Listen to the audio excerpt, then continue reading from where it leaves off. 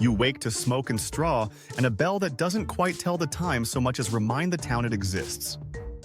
Your throat tastes of ash, your blanket itches like dry grass, and the word that leaves your mouth doesn't belong here. It's 1435. Not a museum, an ordinary workday in late medieval Europe. There's no ID in your pocket, no contacts in your phone, no legal name anyone will recognize. You are a stranger in a world that treats strangers with curiosity at best and suspicion at scale. This is not a tourist fantasy. It's a survival problem. How to avoid trouble, find food and a roof, earn coin without breaking guild rules, and weave yourself into a society that runs on oaths, bells, and the eyes of your neighbors. For the next 25 minutes, you and I are going to walk this day, this week, this season, and this first year, step by practical step, until you can imagine standing at the town gate as someone other than nobody. Begin with silence. Languages you think you know are not ready for you. English, French, German, Italian. In 1435, they live in dialects that bend vowels, drop consonants, and pack grammar in ways that will betray you if you monologue. Your first advantages are eyes and ears. Listen for greetings, good morrow, benedicite, bonjour, gruetzi, and mirror them softly. Point, nod, and use simple nouns and verbs. When asked something you don't grasp, touch your chest and say the town name you slept near.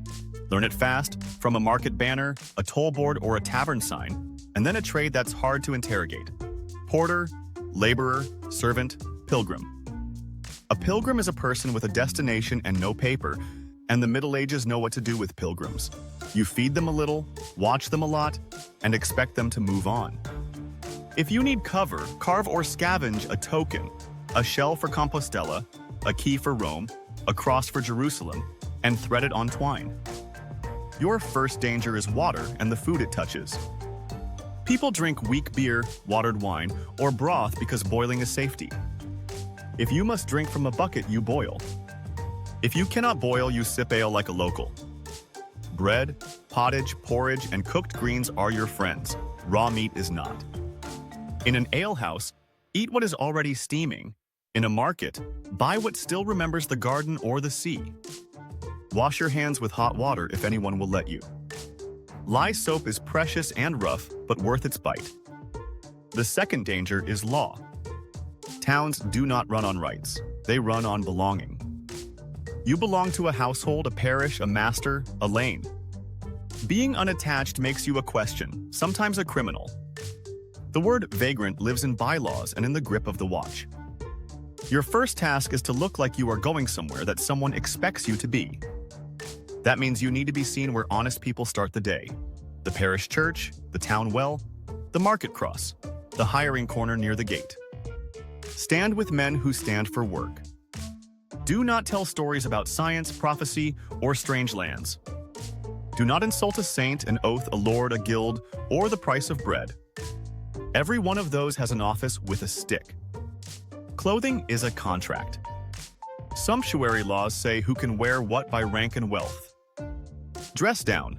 Wool if you can afford it, darker earth colors if you can choose, a cap to mark modesty, and no jewelry you can't explain. A belt pouch looks like work. A hanging purse looks like a target.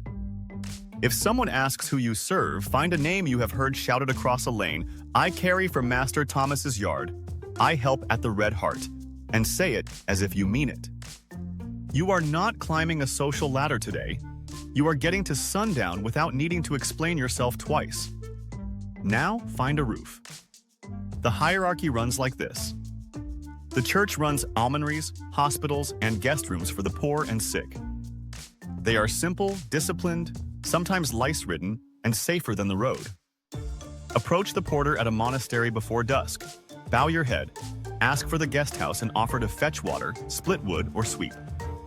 In a town, humble inns and alehouses will sell you a bench or a corner of floor. It will be loud, smoky, and crowded, and you will sleep better than outside. If you can find work before noon, ask the master to vouch for you to a widow who lets a loft or a stable corner by the week. You do not need comfort, you need an address. An address turns a stranger into a neighbor. Your first coins, if any, will come from your back, not your head. The safest work that can be offered to a stranger is muscle. Unloading sacks at the quay, moving timber, turning soil, hauling water, shoveling dung, stacking firewood, carrying lime, stirring a vat, turning a spit. This is not humiliation. This is proof. Towns have hiring rhythms. At dawn, at certain gates and corners, men stand in knots. Join them. When someone names a rate you don't understand, groats, pfennigs, deniers, watch the others nod, and nod too. You will learn the currencies by weight, because that is how people trust them. Little scales come out, coins are bitten, the master grunts, and work begins. When the job ends, wait to be paid with the others. Let a known man speak first. When the coins land, count them plainly, then tuck them away and leave. The first day is a test, the second day is a pattern, the third day is a rumor in your favor. The second rung of work is skill-adjacent tasks that do not trigger guild monopolies. Guilds exist to protect quality, prices, and pride, and they do it with fines. You will not be allowed to sell shoes, but you can carry hides, fetch charcoal, lift tallow, grind rags, turn a press, pump bellows, sweep a dye floor, or help with fulling at the cloth mill. Watch for chores that someone must do, but no one wants to. If you can shut up and copy, you can learn a workshop's rhythm without being sworn to it. The words you will hear are a map: chandler, candles; fuller, cloth; dyer, smith, potter; cooper, barrels; wheelwright, wainwright, baker, brewer, glazier, mason. Ask where hands are needed, not where pride sits. You will be tempted to use your future knowledge. This is where people in stories die. I know a cure, I know a machine, listen to my theory are invitations to the wrong eyes. Medical claims can brand you a charlatan, an alchemist, or a heretic. Bragging about navigation or distant lands can mark you as a liar or a spy. Useful knowledge is quiet and ordinary. You can keep lists, balance tallies, standardize measures in a shop, make a schedule that rings like the bells, number pages so nothing goes missing. Draw a simple grid of a yard so deliveries can be found. Sell order, not miracles. It makes you indispensable and boring, which is survival. If you can read and write, you are more valuable than your own opinion. Literate people exist, priests, clerks, a few merchants' sons, but not in every lane. Hide your hand until you trust someone. Then offer it for copying, not for thinking. Copy lists for a merchant, write receipts at the yard gate, draft a letter for a widow to her kin, make a clean version of a sermon for a busy priest. Use borrowed phrases and humility. You are a pen, not a prophet. Coin is messy. Groats, florins, pfennigs, sterlings, every city mints, every lord changes the weight, and people weigh coins because clipping is a crime. Never be the person who argues theory about currency with a market woman. Be the man who lets her put your coin on the scale. Learn the small change quickly, because that's what you'll handle, and avoid flashing gold unless you want to meet the night watch and his questions. Now, the long day you live in. Medieval time is not your time. Bells mark morning, midday, evensong, and night. Work follows light and weather. You wake with the neighborhood sounds. Carts, cocks, feet. Breakfast is bread or pottage. The street is a gossip engine and a security system. If you want to be welcome, sweep your step, carry your water openly, and know who owns the dog that barks at you. The watch carries authority after curfew. The beadle knows who slept where. The priest knows whose mother is ill. Your whole plan is to be the person whose name others can say when asked, "Who is he?" The answer you want is, "He works. He pays. He is quiet." Let's draw the first 24 hours because they decide the next 24. Dawn. Go to the churchyard. Stand in back, bow with the rest, cross when others cross, and watch who kisses which relics. Leave with the crowd, follow men with tools, and drift toward the gate where carts queue. Offer your hands. If you are turned away, hold the gatepost, then try the quay or the market where livestock are penned. When your back finally finds a job, work like a person who wants tomorrow, not like a hero. Keep your head down, your hands obvious, and your mouth closed except to ask, "Now?" And here? When the bell for midday rings, eat little and watch where others sit. Do not flirt. Do not argue weights. Do not stand with gamblers.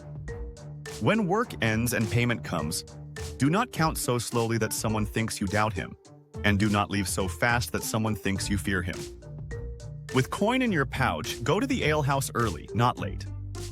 Ask for broth or pottage and a place to rest your head, pay before you sleep, and promise to be gone after dawn. Hand your boots inside your blanket. Sleep with your belt under you. The man who keeps his own belt and boots in 1435 is already a professional. The first week is stitching. Pick two faces to recognize and greet by name. The alehouse wife and a man with a steady stance, perhaps a carter or a porter. Offer a small favor with no grimace. Carry a bucket, stack kindling, sweep the threshold, pick spilled grain, straighten a cart pin. Do not keep score, let others do that for you. Show up at the same corner at dawn for work, and if you are taken on twice by the same yard, ask if they need someone to sleep near the goods at night. If they laugh, laugh. If they consider, be ready to move your blanket. A night job watched by others is safer than a day job with no one to vouch for you. Learn the names the town pays attention to.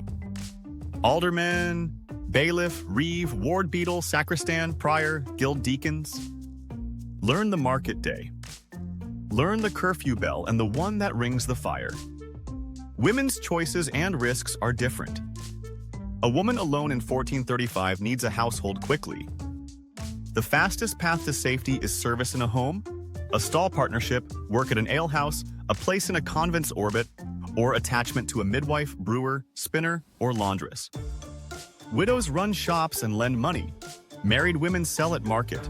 Girls spin until their fingers ache. Modesty in speech and dress is armor.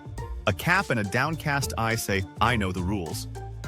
Find a matron to vouch for you, a wife who needs a helper, a widow who needs hands, a prioress who needs a runner. Gossip is law for women. Let it speak for you, not against you. The same small favors and careful repetitions build a name. The same church and market produce a network. You may want to travel, but roads have rules. Do not leave alone unless you must. Join carters at dawn, pilgrims at the gate, traders' convoys where they gather. Bring a staff, a blanket, and food. Expect tolls at bridges and questions at town gates. Say you are going to a market or to kin, not to a miracle. When stopped by men with sticks, kneel. Titles and humility are cheaper than bruises. Master Beadle, I go to my aunt in the next parish. If they demand a fee, pay if you can and ask for a token or word to show at the next gate. Sleep in the open only inside a group or on monastery land. Avoid forests after midday unless you are with men who know their trees. Wolves and worse live in stories and sometimes in the brush. Health is a slow war. Keep your feet dry. Change cloth, stuff straw in your shoes if you must, and keep grease on leather. Smoke from hearths will live in your lungs. Catch air when you can. Boil water, drink weak ale, treat cuts with boiled cloths. Wine cleans a wound better than water if you have a mouthful to spare. Expect aches. Avoid the barber's razor if he says he can bleed the sadness from you. In hospitals, you will find beds and prayer and attendants who can set bones, apply poultices, and feed you broth. You will not find sterile instruments or anesthesia. Sleep, warmth, and food are medicine. Teeth are destiny. Chew slowly, never crack nuts with molars, and expect pain to be a guest. Keep simple herbs in mind. Honey for wounds, garlic to flavor and perhaps fight, vinegar to clean, mint to soothe. You are not here to reinvent medicine. You are here to live long enough to be someone. Religion is not a private hobby. It is the calendar, the courts, the rhythm of debt and forgiveness. Holy days close shops and open tables. The parish tithe is not optional. It is your rent in God's economy. If a priest asks where you hail from, offer a region and a parish, not a grand idea. If you can sing a simple response, sing it softly. If you can carry a candle, carry it without dropping wax on the nave. If you can ring a bell, pull when the sacristan nods and stop when his eyebrow says stop. Religion is also network.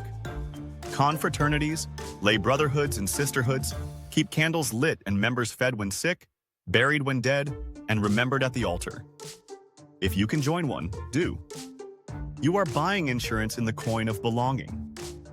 Economy is not the market alone. It is the web that ties field to lane to hall to harbor. In 1435, many towns of Europe are recovering from plague, wars, and famine, and labor has value. Wages are pulled between lords who want old dues and councils who want work done. If a council posts a need for ditchers or pavers, go. If a manor wants harvest hands, go with a crowd and come home in a crowd. You do not want to be a hero on a road after dark. Markets sell food, cloth, tools, salt, iron, pots, and news. Fairs sell dreams and debts. Stay away from games of chance. They end at the pillory. If you must borrow, do it from a person who has a stall, a home, and a name everyone knows and agree to repay in public. You want to climb? Then you want luck, patience, and one interface job. One place that connects worlds. A messenger running letters, a toll clerk's helper tallying carts, a sexton's second ringing bells and keeping burial records, an inn server carrying coin and hearing road news, a miller's runner moving grain bags on schedule. The seam between church and market, manor and town, key and warehouse, is where a person can be noticed for steadiness rather than strength alone. Once you live in that seam, your name sticks to a ledger, and the day a master says, "He has been honest for 3 months," your life changes. It changes because other people start defending you in conversations you never hear. What about bold ideas, the ones you yearn to drop like gifts? A few will work if they look like common sense. Number pages in a ledger. Tie a knot code in a cord for inventory counts. Chalk a price board clearly where buyers can see it and sellers can't lie. Draw lines on a table to sort coins by weight. Build a task board with pegs and cords so the day's order survives memory. Make a simple map of a yard so apprentices stop looking for bundles in the dark. Write dates and names cleanly in a register and put it where others can see it and check your honesty. These sound small because they are. Small is what survives. Seasons matter more than days. In spring, roads practice being rivers, and hiring starts with plows and planting. In summer, travelers multiply, fairs open, kiln fires burn long, and tempers thicken. In harvest, fields swallow towns, and everyone who can lift a sheaf is hired. If you want to meet a whole parish, bring a sickle and a strong back. In winter, work shrinks. Mills grind if the water flows. Ale houses grow loud. Poverty sharpens its teeth. And a person with a night watchman's lantern and a good cloak is wealthier than he looks. If you plan to be poor, plan to be employed in winter. A yard where timber is planed, a bakehouse that makes hardtack, a tannery, a smithy, a mill, places with smoke and snow are where you should knock. Law without lawyers looks like this. Small disputes go to the manor court or borough court on market day. Fines are posted and names read aloud. False measures, loud mouths, slander, debt, broken oaths, assaults, stray pigs, failed fences, these are the calendar of petty order. Do not let your name be read often. If accused, kneel and beg the fine be small, and ask a known man to speak for your character. Honesty expressed in simple words cuts fines in half. For larger matters, land, felonies, the things with blood, keep your head down and your hands in sight. Do not carry a blade longer than the town allows. Do not strike a man in the head. Do not call anyone a thief in public unless you can walk a straight line from accusation to proof to backing by men with names on rolls. Women's law is gossip and custom with teeth. A woman's reputation opens or closes doors faster than coin. A young woman alone can be read as vulnerable or wicked with the same eyes. Fix that by attaching to a household quickly. Married women trade at stalls, run shops when husbands travel, and keep accounts that no one calls accounts. Widows are legal persons who can inherit, lend, sue, and swear oaths in their own names. Convents are not prisons. Many are centers of land management, manuscript production, and hospitality. If you are a woman with literacy, A convent's orbit is a place to breathe. Let's live a month in this plan. Week 1. You sleep on tavern floors, then in a loft corner. You carry, stack, and sweep.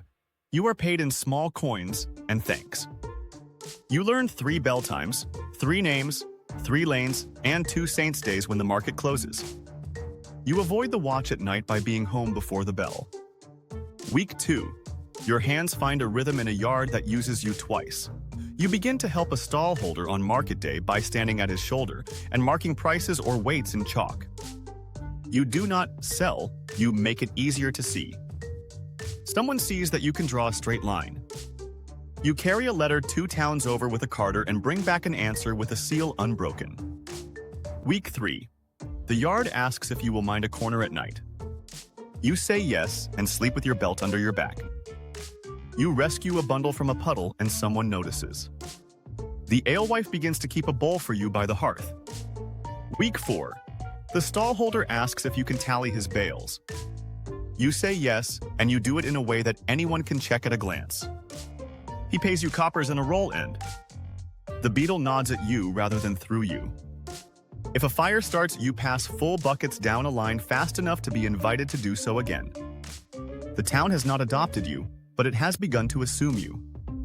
A year, if you have patience, looks like this. You no longer sleep in a different place every week. You rent a corner by the month from a widow and fix her fence when the wind takes it. You set aside 3 piles in your pouch: the rent pile, the tithe pile, and the winter fire pile. You attend the confraternity's meeting once a month, carry a candle at a funeral of a person whose name you have learned, and show up if a member falls ill. You walk to a fair with a caravan and come back with stories you let others tell. You never stand in the street without doing something useful with your hands: mending, tying, carrying, because people who stand empty draw questions. You avoid court by borrowing from a neighbor with witnesses rather than from a stranger with silence. You have twice been asked to write something and were paid for your hand, not your thoughts. You know where water is, where thieves are, where a kind word buys safety, and where silence buys it better. You own 2 shirts, 1 cloak, and boots you grease with stubborn love. Your name, when said aloud, is followed by no one's laughter. Perhaps most important, you have learned to measure success with medieval rulers. Survival is not comfort, it is repetition. Safety is not a right, it is a set of faces who will speak when your name is called. Wealth is not only coin, it is warm, dry feet, a roof that remembers you, a winter job, a sponsor who will say, "He is honest," and a routine that lets you keep promises. Dignity is not display. It is doing small things well in public where eyes are and letting time turn that into trust. And because you and I live where we live, it is worth saying this clearly. Your real advantages are not antibiotics or formulas or designs you cannot build here. They are habits. Show up on time in a world that runs on bells and sun, and you will seem reliable. Write things down cleanly in a world of memory, and you will seem wise. Keep your head when noise rises, and you will seem brave. Share a little when you have a little, and you will seem rich. Do these long enough, and 1435, which began as a disaster you survived, becomes simply your life, with a name on a roll, a place on a bench, a corner where your blanket goes, and enough coin in your pouch at week's end to buy bread without apology. You woke up on straw and smoke, a nobody. You learned to boil water, to bow where others bow, to carry what needs carrying, to speak with verbs more than opinions, to hide brilliance until it could pass as neatness, to keep scores only on paper where anyone can check them, to let old rules make you legible rather than break you. 25 minutes ago, this sounded like theater. Now you can smell the hearth, hear the bell, and imagine the beetle nod. The future is centuries away. Today is enough. And if the bell rings for fire, you know where the buckets are.